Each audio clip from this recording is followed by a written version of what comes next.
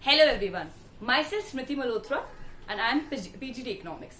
Class, today we are going to start class 12 chapter 2, that is Indian Economy 1950 to 1990.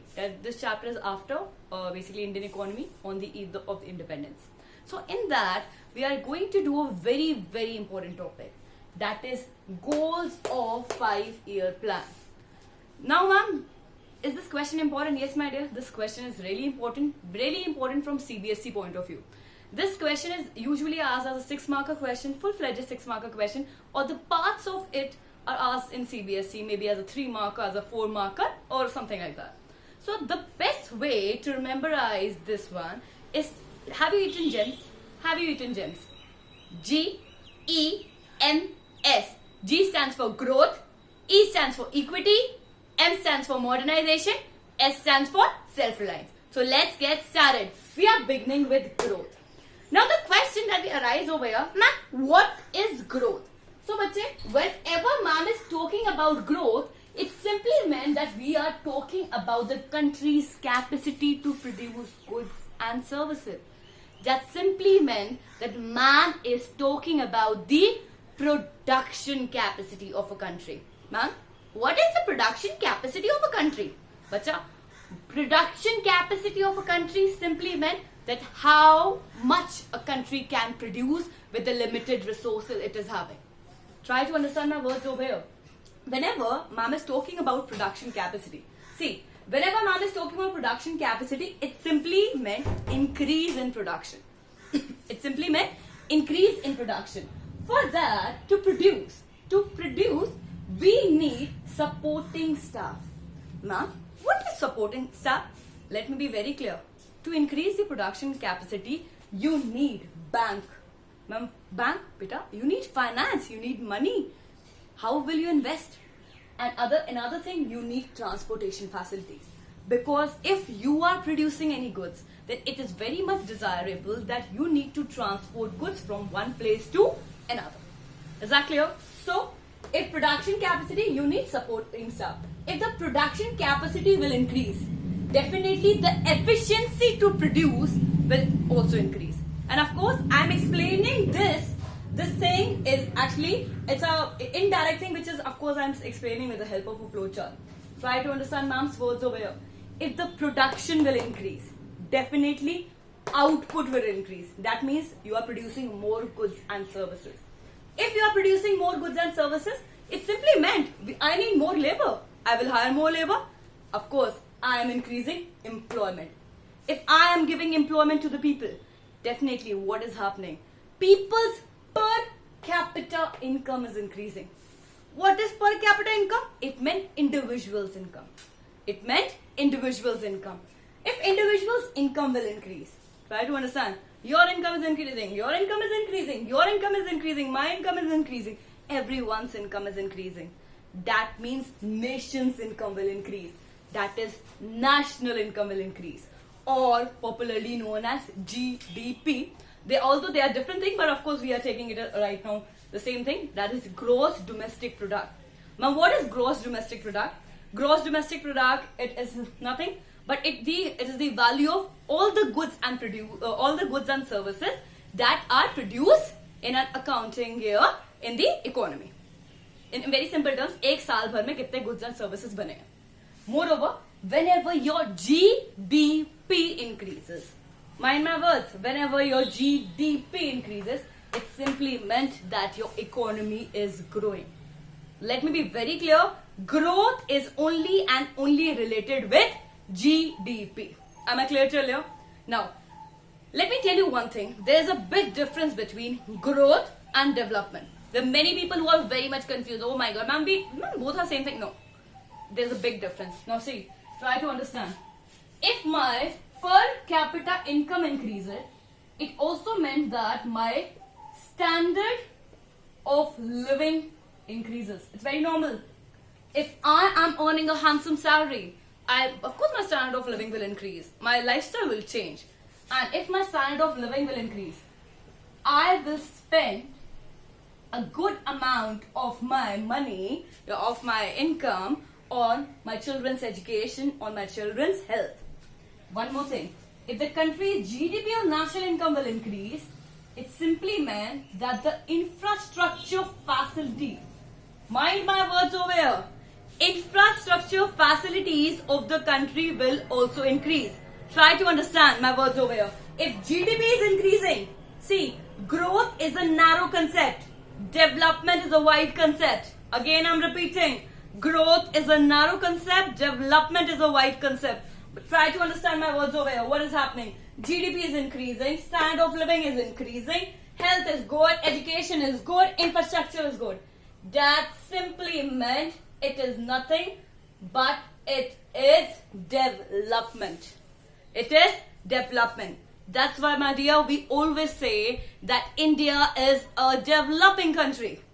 We never say that India is a developed country. Why? Although the GDP of India keep on increasing, but of course India is lacking in infrastructure. Somewhere you know that India is also lacking in health infrastructure. The best example of it you must have seen in COVID situation, that how people are running after oxygen cylinders, they don't have beds and all this stuff.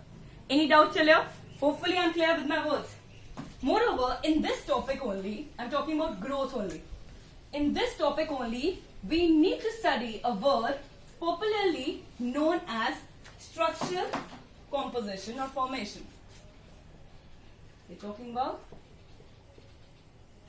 structural composition. Okay, I will be explaining you, but before talking about this topic, now you need to understand that in different countries, different sector contribute differently. Maybe in India, agriculture sector contributes more, or maybe service sector contribute more. So it simply meant different in different countries, primary, secondary or tertiary. All these sectors contribute differently. Now, what is the structural composition? My dear, structural composition simply said that as your economy grows, or as your GDP grows, what happened, and this is a true fact, if I talk about primary, if I talk about secondary, and if I talk about tertiary. Primary is your agriculture, secondary is your manufacturing, tertiary is your service sector. So what happened? Primary sector will contribute less towards GDP, and secondary and tertiary sector will contribute more towards GDP. And this is a very true fact if you observe. If I'm not wrong, you must have seen that after independence, we have seen a drastic change that people don't prefer going towards primary sector. People have gradually shifted from secondary to tertiary sector. And with time, we know that the secondary sector and tertiary sector contribute maximum towards the GDP. Hopefully, I'm clear till here. Moving forward, we are talking about the second point, and the second point is modernization. It's very normal. This word is very common. Modernization. Now, the first question to you is that, what is modernization? You must have heard about this word, modernization. What is modernization? So, I am bifurcating in two parts. Modernization simply meant that whenever we are using new technology, adoption of new technology is, you can say, we're using the word adoption of new technology is again modernization, or we can also say change in social outlook is also modernization. Now, it's very important. Modernization simply meant new technology. Now, what is this new technology? Let's say, we know that in modernization, we can take an example of Green Revolution. You knew it very well that in Green Revolution, people started using HYV seeds, insecticides, new type of modern technology, tractors and threshers and all that stuff. That means you are using new technology to increase the production of the crops. Moreover, another one is change in social outlook. Now, what is this change in social outlook? See, it's not important that I'm modern from here. I'm wearing very cool, glasses, modern type of hairstyle. I'm very modern. But my outlook needs to change. What is this outlook? Now, the soch change honi chahiye. It's not that कि attire is nice, but सोच बदलनी चाहिए. Ma'am, what is this? Simply meant you need to give equal rights to women. This is again is very important. Rights to women. There should be no discrimination on the basis of caste, creed, gender. So of course this is change in outlook. Hopefully I'm clear till here. Moving forward, we are talking and taking the third point over here, and the third point is self-reliant. Very important point, because from this point a question came in CBSE. It simply meant reducing dependency on imports of goods. Is that clear? And you can say we need to be self-reliant. Now we need to produce within our country. Within our country. Now what will be the good effects? Specifically we want to be the word will be self-reliant, or you can say self-sufficient, and specifically in food grains. Moreover, what will happen? It will lead to fall in foreign aid, foreign dependence.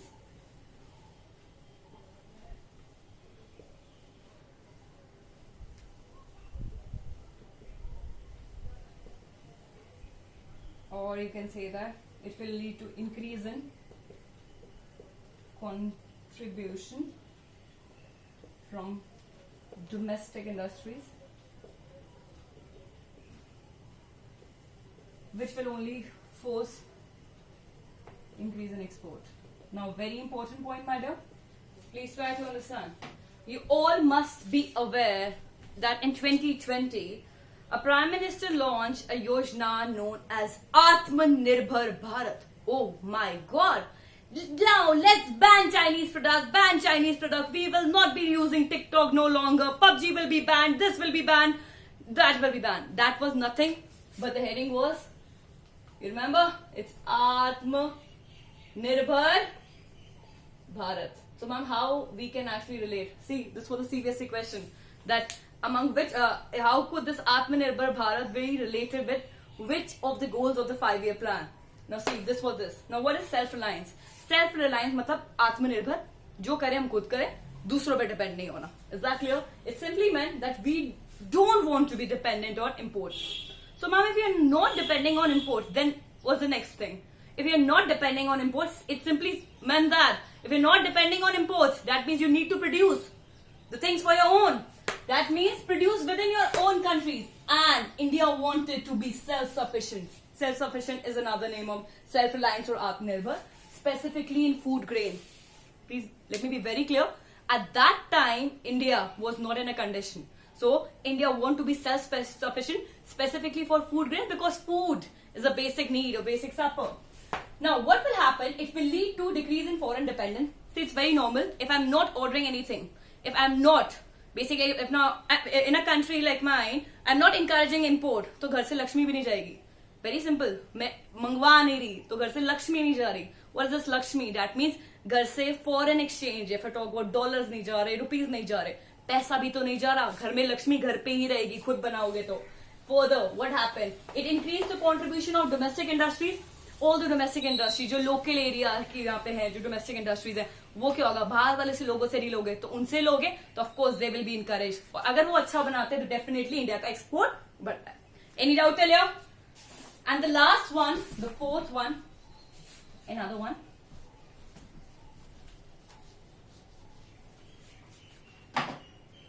And the fourth one, that way we are talking about growth, equity. You remember E we talked about? Now what is this equity? Equity simply meant reduction in inequality of income or wealth, and moreover we want that to uplift weaker section of the society, or you can say that equal distribution of economic power also. Equal distribution of economic power. Now see, now what exactly ma'am is trying to talk about? This word is equity. Equity क्या होता है?